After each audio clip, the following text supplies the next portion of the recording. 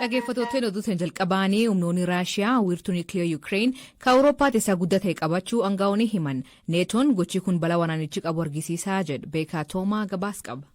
Zaaporiiziyaa buufata niwukileeraa Awurooppaa isa guddaa Yuukireen jiru yoo ta'u wayita amma to'annoo humnoota Raashiyaa jala jira. Har'a ganama haleellaa Raashiyaan buufata niwukileeraa kana to'achuuf jecha raawwatteen dhiyeenya buufatichaatti abiddi qabatee akka ture yoo ta'u buufatichi akka carraa osoo hin gubatiin akka hafe jiraattonni ni himu. Barreessaa olaanaan neetoo Jens Stoltenberg haleellaa Raashiyaan buufata niwukileeraa kana irratti raawwatte waraanicha goolabuun hagam barbaachisaa akka ta'e ka agarsiisudha jedhan. Raashiyaan loltoota ishee hunda achii baasuun tattaaffii dippiloomaasiitti deebi'uu qabdi jechuun hubachiisan. Pirezidantiin Yuukireen Zeleniskiin Raashiyaan wiirtuu niwukileeraa boombiidhaan haleeltee barbadeessuuf yaaluudhaan seenaa keessatti biyya jalqabaatii jedhan. Pirezidanti Puutiin biyyoota tarkaanfii Raashiyaan fudhachaa jirtu mormaa jiraniin qoqqobbii dabalataa kaahuun haalicha hin hammeessinaa jedhan. Nuti olloota keenya irratti fedha hamaa adda ta'e hin qabnu jechuun dubbatan Puutiin. Raashiyaan gama kibba Yuukireeniin of cimsaa kan jirtu yoo ta'u magaalaa barbaachiftuu Keersaniin erga to'attee booda dabalataan Maariyoopol qabachuuf itti dhiyaachaa jirti. Haga yoonaatti namoonni miliyoona tokko ta'an Yuukireen keessaa akka baqatan yoo ta'u biyyoonni lachuu ulaa lammiileen nagaa ittiin bahan banuuf walii galaniiru.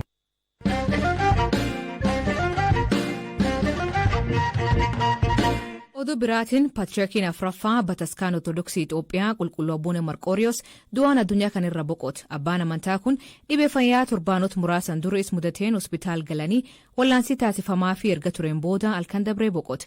Beekaa Toomaa seenaa isaanii hoogana itaanaa manlubummaa waliigal Bataskaan Ortodoksii Itoophiyaa akka ta'an Lubbalaa Makoneen gaafate.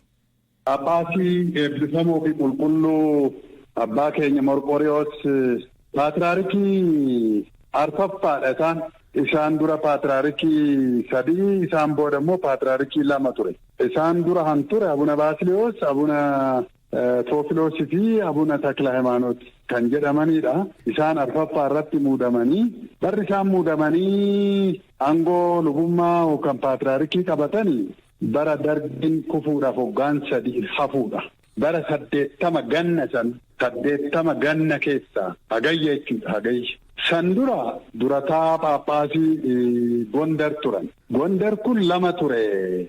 Kibbaa fi kaaba jedhameeti. Afaan Amaaraatiin Sameen Gondarinnaa Dabuu Gondar jedhamee isaan Sameen Gondar san irratti Paappaasii ta'anii kan turan. Egaa bara dargii sanii Paappaasii Gondar turanii ammas Abuna Takla Hayimaanoot Paatriyaarkii sadaffaan gaafa boqotanii dhufanii too'ii asitti akka dargiidhaan muudamanii jechuudha. Dargiidhanii miti Sinodoosiidhaan jedhamuu kan qabu. Bara dargiin hoogganaa turuudha jechuudha. Egaa kan booda bara 83 akka lakkoofsa Habashaa addawayiin gaafa seenu isaanii gara biyya alaa deeman jechuudha. Karaa Keeniyaatiin ba'anii yeroo sana nuti Xaaqilaa Beeta Kinetii yookaan mana luumoo waliigalaa waan hin jirreeti waan baay'ee isaa hin beeknu. Han dhageenye akkuma dhageenyetti dubbannaa kan agarre immoo irra gaafannaa kitaabni qulqulluu. Kanaafuu maal ta'ee amma gaabooda Paatriyaarkii mataa ishii uummata sanaffaa jettee too'ii muuddee jechuudha manni amantii Ortodoksii Itoophiyaa Abuna Phaawulos. Isaan kun immoo gara karaa Keeniyaatiin gara Ameerikaa deemanii. Waldhabdeen waan jiruuf bahan immoo akkamitti bahan isaan? Hin beeknu waldhabdeen jiraachuu kaan yeroo sana mootummaan ba'i jedhee baasee kaan immoo ofuma isaaniitiif sodaatanii namumti isaan jaalatan ijoolleen isaanii ijoollee hafuuraa jechuudha. Baay'eedhaanii fudhatanii baasanii. Kana hundumaafuu amma kana keessa seenee wanni hin jedhu hin jiru garuu biyya alaa turanii Ameerikaa turanii jadduu seenee araarsuudhaaf yeroo baay'ee sochiin godhamaa ture. Araarri sun hin milkoofne egaa amma barri aangoo lubummaa isaanii bara dhiyoodha waggaa 3 guuttu biyya keessatti jechuudha. Biyya alaatitti immoo egaa dhaqanii booda amalli isaanii amala gaariidhaan beekamu hunda'uun baay'een dubbatanii egaa biyya dhufan immoo guyyaa tokko hin dubbanne nama muraasa isaa akka dubbisan nan beeka. Gaafa araarri raawwatu isaan kadhannaadhaan malee hojii adeemsa bulchiinsaa qulqulluu fi eebbifamoo Abuna Maatiyaasitu hojjeta jedhameeti walii galame. Isaan waa'ee bulchiinsaa keessa seenan. Amma wanni sitti himuu danda'u an boqotan halkan har'atti bari'u guyyaa 25 awwaalli isaanii torban sanbata dhufu kanaati. Wanni dheerachuu danda'eef tokko ijoolleen isaanii biyya alaatii fi biyya keessaa akka dhufanii fi lammaffaa qophii barbaachisaa ta'u godhamuu qaba. Geggeessaan isaanii miidhaguu qaba jedhamee waan yaadamu.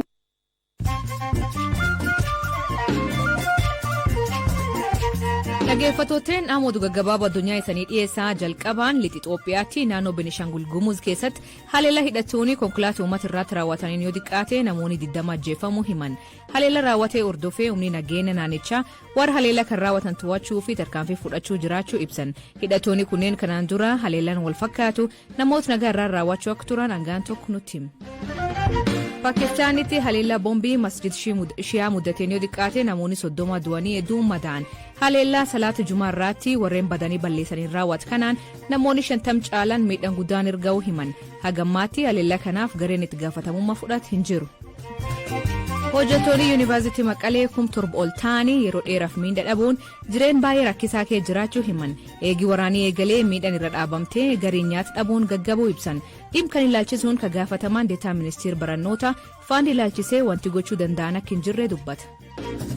Ministeerri dhimma alaa Senegaal embaasiin Yuukireen kan biyyatti jiru lammiilee Senegaal akka isaaniif lolan gaafachuun seeraan alaa jedha. Ibsa baaseen ministeerichi namoota fedhiin deemuu barbaadan kan maallaqaa loluu fi humnoota kamuu Raashiyaa loluu filuun seera biyyattii cabsuu jedha.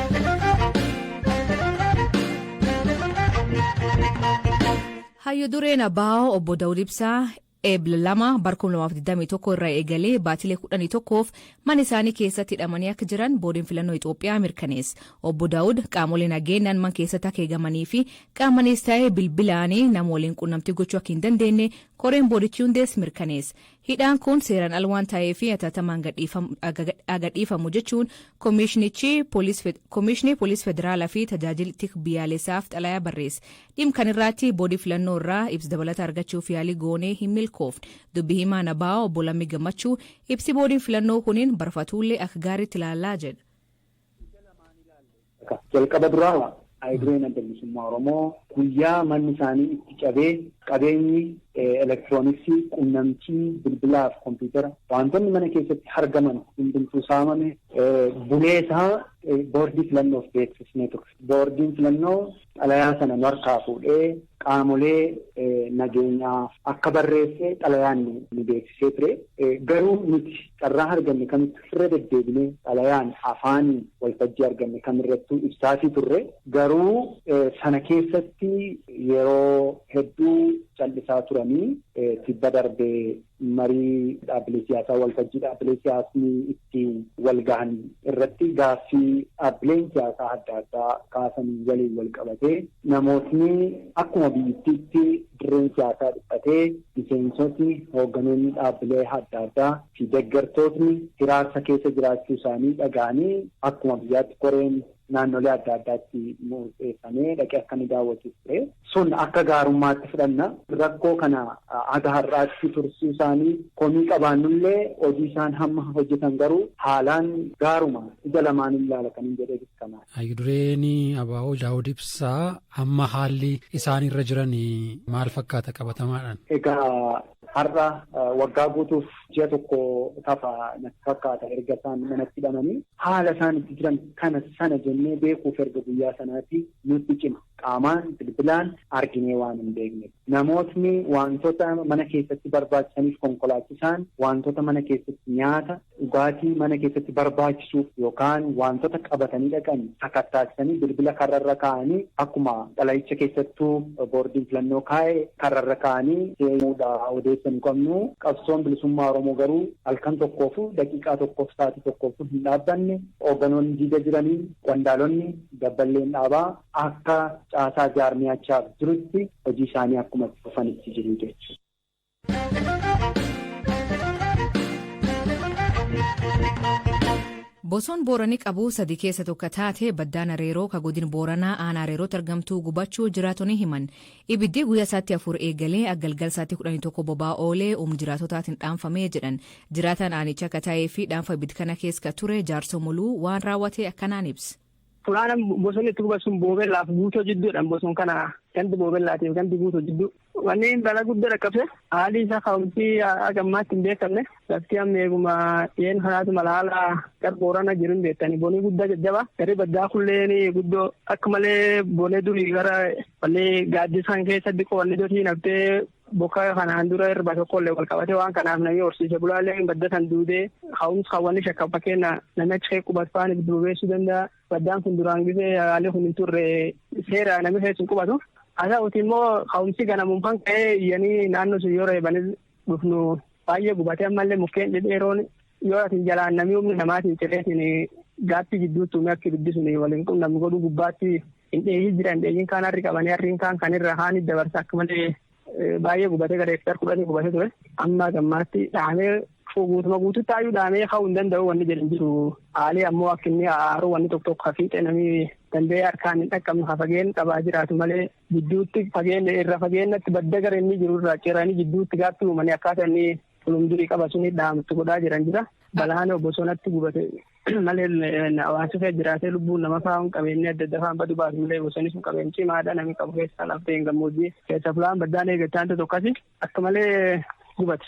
Duraanii namni achi keessa hin qubatu? Hin qubatu duraan baddaan kun seera keessa hin qubatan inni eegama. Amma bona kanarra hakka'ee lafteen fulaan namni wanni magariisu waan dooti ilaanitti arguu naannu baddaa kana horiin faan keessa hin seseena. Haalli horiin keesseenee muka fa'aa taanaan nama lafa marrilleen hin jiru wanni itti cicciranii jira. Haala kanaan nam ka'umsi namni tiksituun tun finniis wayii fa'aa argachuu dandeetti haala tokko tokkoon ibiddi fa'aan bakkuma tuuman fa'aa ta'uu danda'a jedhanii shakkanii malee gammaatti immoo wanni hin jiru namni ibiddi sun dhaamfuuf gara haalatti sun deeme malee maali jedhee ka'umsi wanni qorannoon gaggeeffamu jira gammaa. Asiin dur takka ibiddi badda tanaa ka'ee? Yeroo dabre yeroo boonii akkan ammaatee wanni godhu gubatee jira jedhani garuu agas dhufu deddeebiin kan gubatu beekamtii qabu akkasitti gubataa jedhama. Hayyee ulfaadhu. Ishee galatoomaa silee. Hongeen gaanfa Afrikaa miidhaa jirtu akkanum godin Booranaa waggaa tokko oliif harka qabda horii dabalatee uummanni haala hama keessa jiraachuun ibsamaa ture. Ka'umsi ibiddi kanaa beekamu baatus gogiinsi lafa irra ka'uu danda'a jedhu bulchaan godinichaa Abjaarso Boruu. Baddaan areeroo badda guddoo qilleensi qabdu wanti qabdu ibiddi waan akka isaatiin uumama. Warri gatii firikshiin mukaa ibiddiin uumtii akkana wani jabaatu kun ijoolleen soroobinni yaadu taate ibiddiin uumama akka isaatiin tamuufuu baddaayya gubatte. Guddoo gubatte ammoo humniti namaa dandeessu yaa injifanne ammaa yaadame. Kadang-kadang orang mungkin nawali itu lagi, amma nukar budar misalnya di mootummaa federaalaa iyyinee DPSC haasilee ayyuuraan leenuree baay'inni amma immoo humni namaatinuu qaqqabbanoo. Agam gubate? Ammatti lafa gubate hektaarii fi saaree fi addiin ba'an malee gubatii fi guddoo. Dhaggeeffattootni oduu dabalataanii humni waraan Burkina Faso kan mootummaa fonqolchuu nangoo qabate ministeerri muummee haaraa mood ministeerri muummee kun siviiliyoo ta'u muuxannoo bulchiinsaa fi hojii misoomaa qabaachuu ajajaa waraana beesis amma mootummaa haaraa hundeessuun hidhattoota namoota 10,000 lakkaa'an mijeessee namoota miliyoona ol qe'ee isaanii irra buqqisirra biyyatti akka ittisuuf irra eegama. Sweden humnootis ka ergamiiwwan naga eegsisuu fi maalitti ergame keessa jiru baasuuf beesifti. Waraanni Sweden akka ibseetti loltoonni isaanii 220 waxabajii waggaa dhufu keessaa akka ba'uuf himan. Dhaggeeffattootni sagantaan irraa aganumaa nu waliin turuu keessaniif ulfaadha isaniin jenna. Mammaansi galgal kanaa sangaan biyyuu fi bokkisuu biyyoormaatii marrata. Hiikammaanii koomee keessa nu beeksisaa. Sagantaa kan qophees beekaa Toomaa gam teknikaatiin Deevis Masaaru kan isaniif dhiyeessan asli galgalooti aktorbaan dhufu nagaa waaqa keessoo oolaa bulaa oraa bulaa deebana hangafamaan dhan bulaa.